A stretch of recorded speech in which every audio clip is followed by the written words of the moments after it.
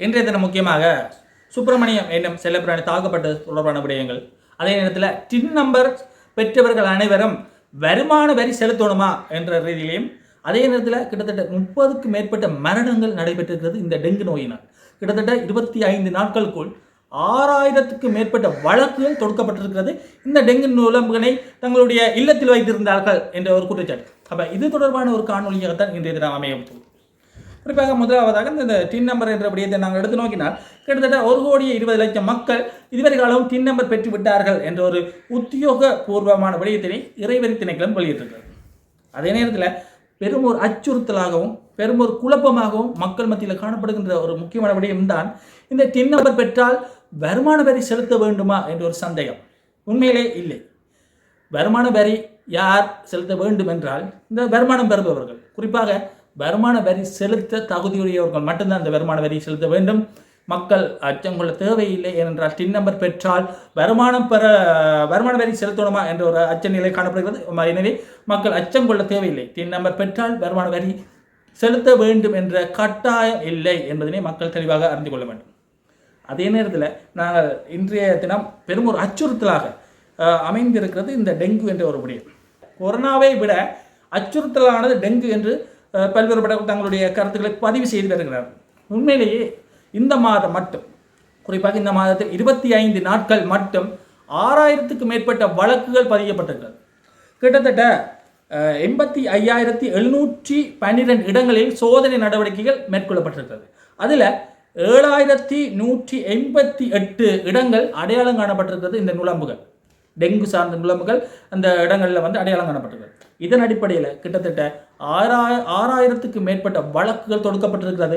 இந்த டெங்கு நுளம்பினை தங்களுடைய இடங்களில் வைத்திருந்தார்கள் என்ற ஒரு குற்றச்சாட்டின் அடிப்படையில் இதனை வெளியிட்டிருக்கிறவர்கள் யார் என்று பார்த்தால் பொது சுகாதார ஆய்வாளர் சங்கம் தான் இந்த விடயத்தை தெரிவித்திருக்கிறது. இது ஒரு பெரும் ஒரு அச்சுறுத்தலாக தற்போது காணப்படுகிறது. இனிவரும் காலங்களில் இந்த மழை காலமும் வரப்போகிறது. ஆகவே மக்கள் அவதானத்துடன் இருக்க வேண்டும் என்ற ஒரு விழிப்புணர்வும் மக்கள் மத்தியில் சொல்லப்பட்டிருக்கிறது. ஆகவே மக்கள் கவனமாக இருக்க வேண்டும். இந்த விடயத்தில் கிட்டத்தட்ட இந்த ஆண்டு மட்டும் 31 மரணங்கள் இதுவரை காலம் நடைபெற்றிருக்கிறது இந்த டெங்கு நுளம்பினால்.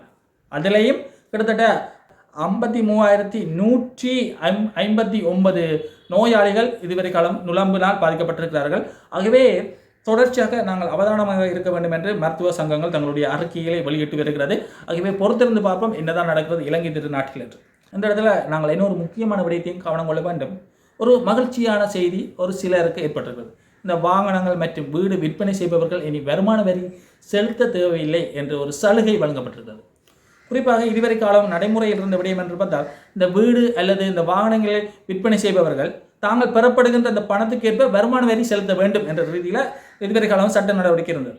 ஆனால் இவர்களுக்கு மகிழ்ச்சி அளிக்கும் விதமாக இந்த வீடு மற்றும் இந்த வாகனங்களை விற்பனை செய்யும் போது அதுக்காக பெறப்படுகின்ற பணத்துக்கேற்ற வருமானம் வரி செலுத்த தேவையில்லை என்ற ஒரு மகிழ்ச்சியான விடயம் வெளியாகிறது.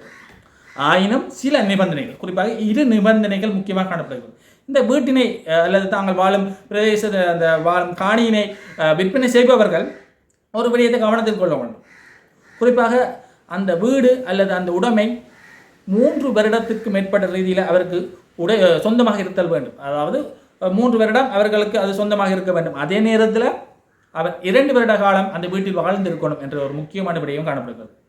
வெளிநாட்டில் வாழ்பவர்களுக்கு இது பொருத்தமா என்று கேட்டால் இல்லை என்று தான் கூற வேண்டும். அவருடைய வெளிநாட்டில் வாழ்பவர்கள் பேரில் காலகாலமாக அந்த வீட்டு ஒரு உரிமத்துவம் இருக்கலாம். ஆயினும் அவர் 2 வருடத்துக்கு அவர் வாழ்ந்திருக்கணும் அந்த விடயம் காணப்படுகிறது. அல்லது அவர் ஏற்கனவே வாடகைக்கு விட்டிருந்தால், அந்த வீட்டை வாடகைக்கு விட்டு வெளிநாட்டில் வசித்தால் அதுவும் ஒரு பெரும் ஒரு கேள்விக்குரிய ஒரு விடயம். ஏனென்றால் அந்த வீட்டை வைத்து அவர் லாபம் கண்டிருக்கிறார் என்ற ரீதியில் அவருக்கு அந்த சலுகை பொருந்தாது என்ற ரீதியில் காணப்படுகிறது. அதே நேரத்தில் வாகனத்தை விற்பனை செய்பவர்களும் தாங்கள் அந்த விற்பனைக்கு மூலம் பெற்ற பணத்துக்கு வருமான வரி செலுத்த தேவையில்லை என்ற ஒரு விடயம் காணப்படுகிறது. ஆயினும் அது பெரிய வாகனமோ சின்ன வாகனமோ எந்த வாகனமாக இருந்தாலும் வருமான வரி செலுத்த தேவையில்லை என்ற ஒரு விடயம் காணப்படுகிறது. இது ஒரு மகிழ்ச்சியான செய்தியாக காணப்படுகிறது. நேற்றைய தினம் முக்கியமாக வவுனியால் மிக பெரும் ஒரு போராட்டம் ஒன்று மக்களால் முன்னெடுக்கப்பட்டிருந்தது.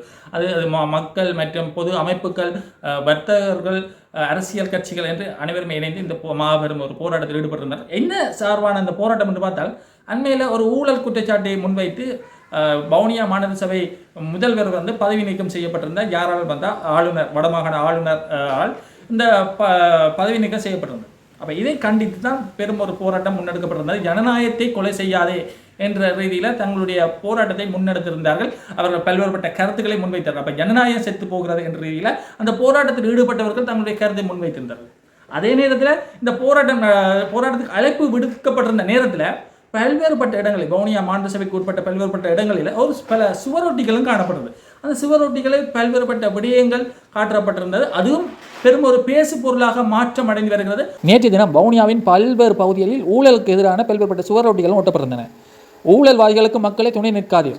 ஊழல் புரிவது நீங்கள், பாதிக்கப்படுவது மக்களா? சொகுசு வாழ்க்கை உங்களுக்கு, சுமை மட்டும் மக்களுக்கா? லஞ்சம் பெறுவது நீங்கள், பாதிக்கப்படுவது மக்களா? என்று பல்வேறு வாசகங்கள் பொருந்திய சுவரொட்டிகள் தான் நேற்றைய தினம் ஒட்டப்பட்டிருந்தது. இது பெரும் ஒரு பேசு பொருளாக நேற்றைய தினம் மாற்றமடைந்திருக்கிறது.